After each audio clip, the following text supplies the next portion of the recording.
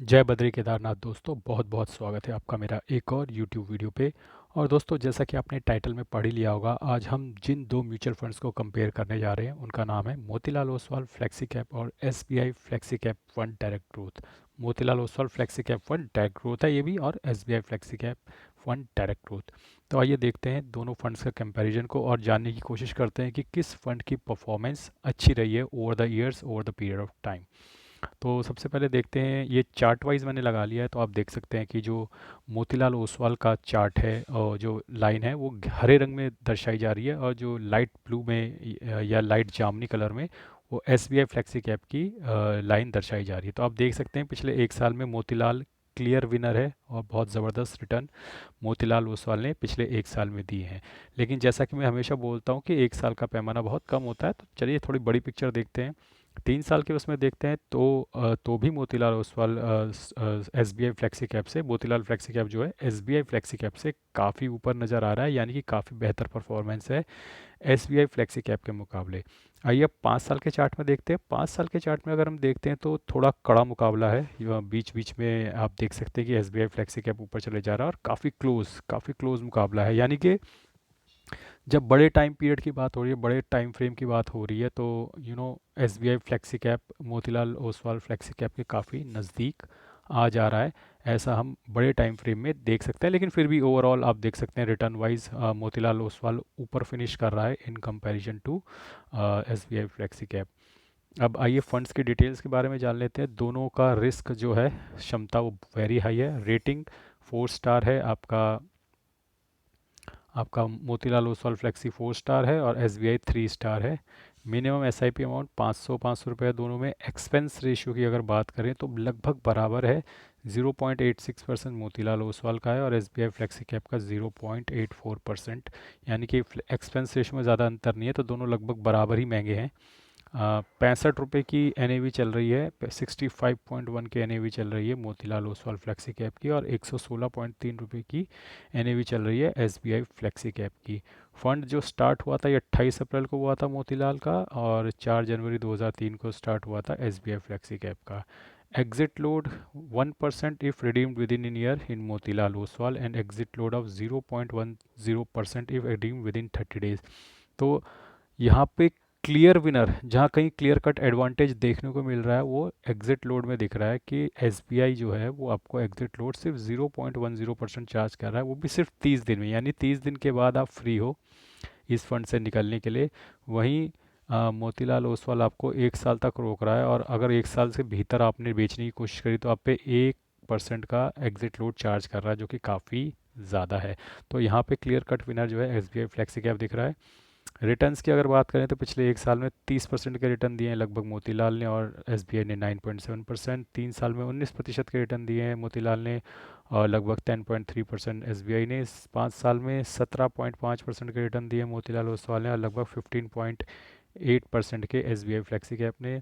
और since Inception उसने 19% दिए मोतीलाल ओसवाल ने, और एसबीआई ने 16.2।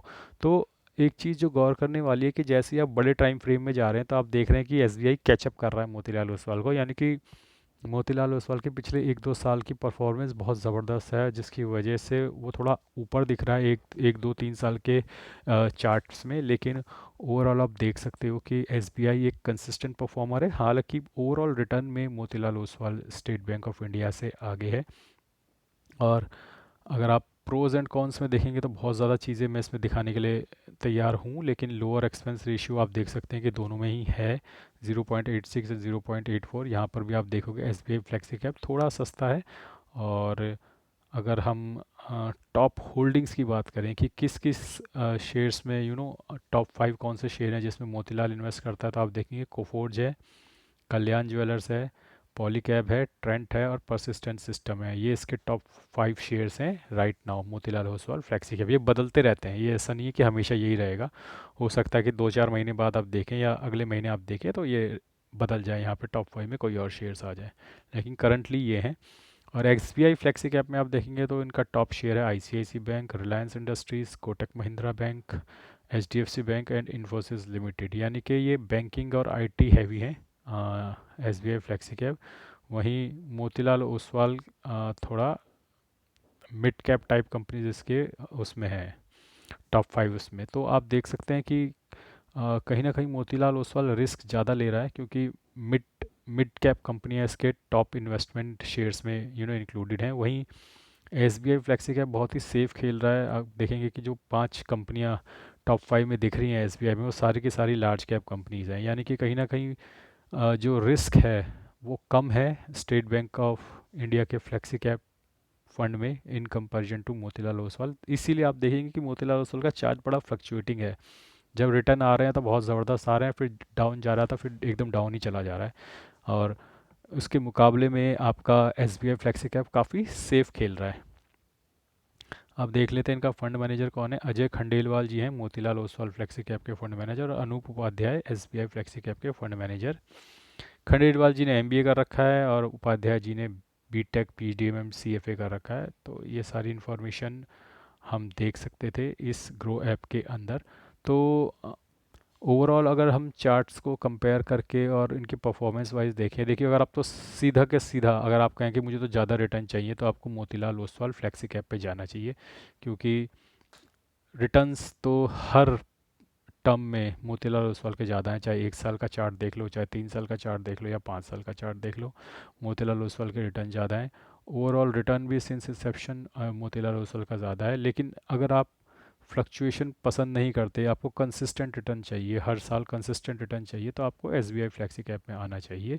हाँ, S B I flexi cap में थोड़े फ़ायदे ये हैं कि इसका एग्जिट लोड थोड़ा कम है और इसका थोड़ा सा एक्सपेंस रेशियो कम है। लेकिन इसके अलावा अगर आप देखें, जो मेन चीज़ होती है, जो रिटर्न्स होते हैं, वो मोतीलाल ओसवाल के ज़्यादा हैं। लेकिन अगर आपका पर्सपेक्टिव सिर्फ रिटर्न कमाना नहीं है, बल्कि कंसिस्टेंटली रिटर्न कमाना है विद लो रिस्क, तो आप S B I flexi cap की तरफ जा सकते हैं। लेकिन अगर आप कहो कि मुझे तो हाई रिस्क गेम खेलनी है, तो आपको मोतीलाल ओसवाल फ्लेक्सी कैप की तरफ जाना चाहिए और S B I flexi cap की तरफ नहीं जाना चाहिए। लेकिन अगर आपको सेफ्टी चाहिए, रिस्क आपको चाहिए कि डाउन साइड रिस्क भी थोड़ा कर्टेल हो, तो आपको S B I flexi cap की तरफ जाना चाहिए। दोनों ही फंड अच्छे हैं, ऐसा कोई हम क्लेम नहीं करूंगा मैं कि ये मोतीलाल ओसवाल अच्छा है या S B I flexi cap अच्छा है। दोनों के ही नफ़े नुकसान है, दोनों के ही अपने एडवांटेजेस हैं। लेकिन अगर आप सिर्फ purely purely high return chase कर रहे हैं, तो मोतीलाल ओसवाल फ्लेक्सी कैप और S B I flexi cap आपको तब लेना है जब आप रिटर्न के साथ साथ डाउनसाइड प्रोटेक्शन भी चेज़ कर रहे हैं। तो दोस्तों, उम्मीद है आपको ये वीडियो पसंद आया होगा, और इसी तरीके के और कंपैरिजन लेके मैं आगे भी आता रहूँगा। आज के लिए बस इतना ही। धन्यवाद। Good bye.